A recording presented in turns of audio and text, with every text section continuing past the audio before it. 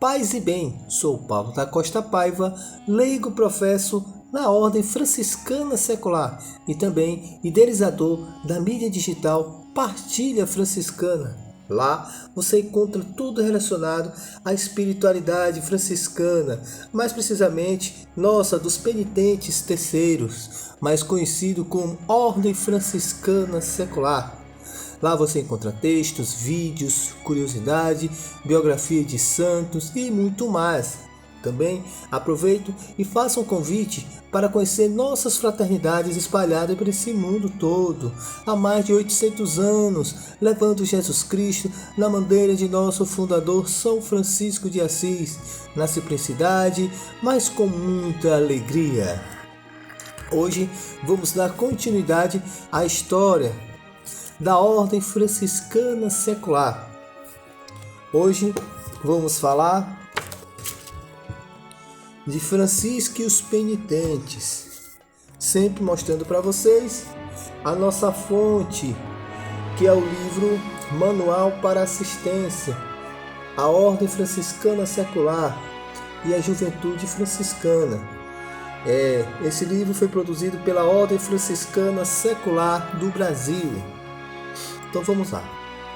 Parece, portanto, que Francisco se tenha interessado pelos penitentes não somente em 1221, mas muito antes mesmo. A isso se pode chegar através de seus escritos, em particular pela Carta a Todos os Fiéis, nas suas duas redações, que segundo os últimos estudos, não se dirigia a todos os fiéis, mas especificamente aos que se encontravam na condição de segui-lo, ou seja, aos irmãos e irmãs da penitência. Mais importante é ainda a consideração feita por Essé a respeito da primeira redação, ou Recension Prior da Carta a Todos os Fiéis, considerada até pouco tempo atrás como esboço. Feito, no entanto, uma análise meticulosa dos documentos, passou a considerá-la como primeiro propósito vitae, propósito de vida, dada por Francisco aos penitentes.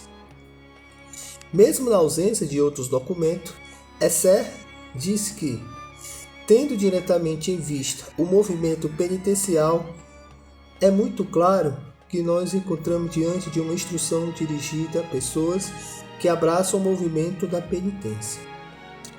Um movimento a que Francisco e sua fraternidade se sentia profundamente ligada e associada. Os destinatários não devem ser procurados entre os frades menores. Deve tratar-se de fratres et sorores, de poenitentia, domibus, prox, existente. Puro latim, né? Aqueles a quais Francisco deu uma forma vivendo, segundo o testemunho dos primeiros biógrafos. Então essa carta não era dirigida para o público em geral, quando ele ia pelas cidades como um pregador itinerante, e também não era para os frades. Tinha um público específico a quem se direcionava o texto. Tudo indica que era para os penitentes. Aquilo ali já seria uma regra primitiva para os primeiros penitentes que estavam seguindo Francisco. Aqueles penitentes que não poderiam largar a família, aqueles que eram do clero secular, aqueles que por algum motivo não tinham como entrar na ordem primeira, a dos frades menores. Este documento encerra os ensinamentos que Francisco deu aos penitentes em sua pregação itinerante, e diz Essé, é anterior a 1221. Mostra-se também o interesse de Francisco pelos penitentes. As duas redações, na sua unicidade, mostra que Francisco se interessou profundamente pelos irmãos e irmãs da penitência e acompanhou seu desenvolvimento com uma simpatia muito maior do que estão dispostos a admitir alguns historiadores hoje. Esta norma de vida, assinada pelos primeiros biógrafos, corresponderia à primeira redação da Carta a todos os fiéis? Né? Esse é o questionamento. Ou seria para um público específico? Essa afirma que sim, embora não tenhamos documentos que possa comprová-los.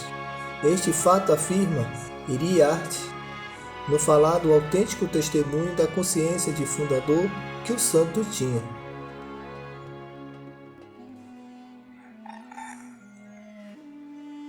Então, a gente observa o seguinte, que Francisco tinha todo um carinho, todo um amor pelos penitentes, como já foi desenrolado nos vídeos anteriores.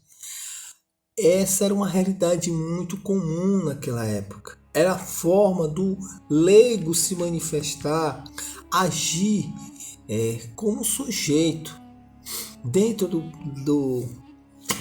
da sociedade e principalmente dentro da igreja, de uma forma ativa.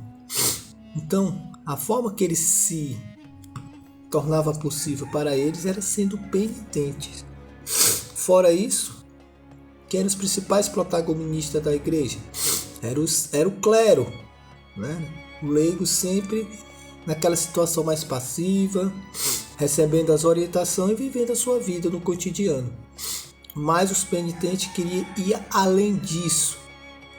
Os penitentes queriam viver de uma forma mais intensa, mesmo no laicato ou na secularidade, como é o caso do clero secular, que hoje nós conhecemos como clero diocesano, queriam viver, né?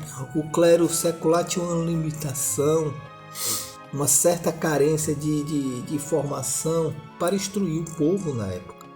Então, uma das formas de tornar acessível os conhecimentos é através do acompanhamento dos monges ou dos religiosos, ou dos religiosos reconhecidos pela igreja, né? Então, o que acontece? Francisco nos mostra claramente que a ordem dos penitentes não foi uma invenção que veio com ele, mas ele pegou carona e ele se identificava porque ele vivenciou essa realidade no começo de sua caminhada. Então, a carta aos fiéis, como jogou um questionamento, será que era para o público em geral?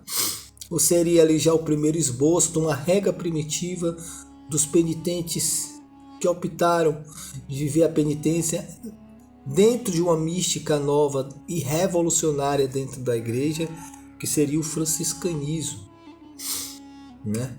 Então Francisco acolheu com amor, porque com ele se identificava. Com ele se identificava. Então, desde os primórdios, a ordem dos terceiros, dos penitentes de São Francisco de Assis, sempre foi acolhido com muito amor, principalmente por ele. Por mais que futuramente, no decorrer dos séculos, a gente vai ver um certo conflito, uma certa distanciamento dos religiosos com os terceiros, motivado por inúmeras situações. Isso são cenas para os próximos capítulos. Mas, de antemão, já fica claro que a ordem dos penitentes, desde o seu primórdio, foi acolhido com muito amor. Não foi criado por Francisco, já existia muito tempo antes. Mas ele deu uma nova cara. Ele deu uma expectativa diferenciada que até hoje permanece. Amém? Paz e bem.